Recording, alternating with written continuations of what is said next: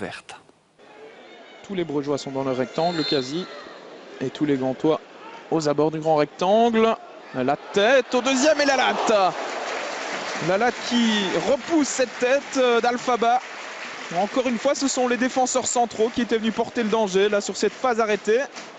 On repart du côté gantois. Et on relance correctement dans les pieds d'El Ganassi. Encore une fois, c'est très bien joué de la part d'El Ganassi. Jorgensen, il a du champ pour frapper. La balle repoussée par Verbis dans les pieds de Koulibaly. Et le poteau qui vient à la rescousse des Brugeois. Ce n'est pas terminé. Ljubijankic au deuxième poteau. Verbis de nouveau. Et un nouveau poteau de Koulibaly. Cette action va-t-elle se terminer? Eh bien oui, avec une frappe à côté de Yacine El Ganassi. Eh bien une action complètement folle dans ce match. Après 18 minutes de jeu, 2 poteaux dans la même action. Et les Brugeois peuvent remercier la chance sur cette phase. On revoit la frappe de Jorgensen dans un premier temps. Poteau d'Elimane Koulibaly. Et puis ça va encore être un peu du flipper ici avec une balle repoussée par Verbis. Koulibaly qui manque vraiment de chance sur cette action mais qui aurait dû conclure d'aussi près.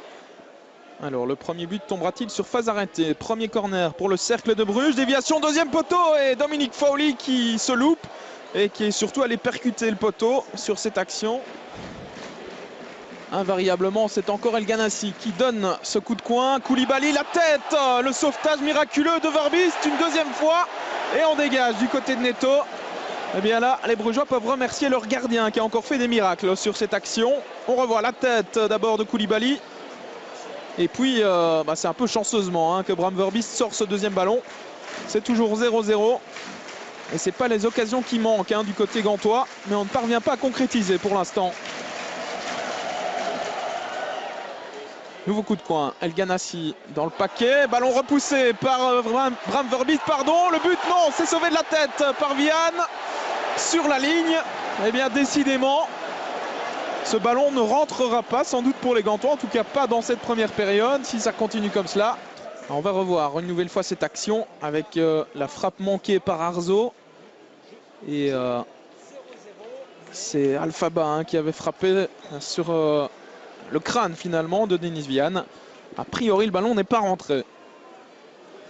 Les Gantois qui reprennent la possession du ballon. Baric avec Smolders qui a un peu d'espace devant lui. Il va tenter de trouver El Ganassi. Voilà qui est fait.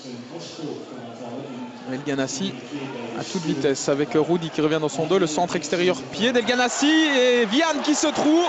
Et c'est encore une fois Bram Verbis qui est là pour sauver les meubles véritablement. El Ganassi face à lui, Rudy. La passe en retrait d'El Ganassi qui reste disponible pour Marco Soler. Retour avec le Diable Rouge. Attention, El Ganassi, la frappe, ça ne passe pas loin, c'était bien tenté. Il tente, il ose, il provoque El Ganassi. Il fait un bon match dans l'ensemble pour l'instant. Vaneno dans le rectangle. Face à lui, il y a Mario Baric. Les crochets de Vaneno. La passe, elle est bien jouée. Elle était belle. Et le poteau avec Fowley. Nouveau poteau. Et c'est Rudy maintenant qui va peut-être pouvoir frapper, qui glisse une nouvelle fois. Eh bien, décidément, il devrait changer de pneu. Le Portugais.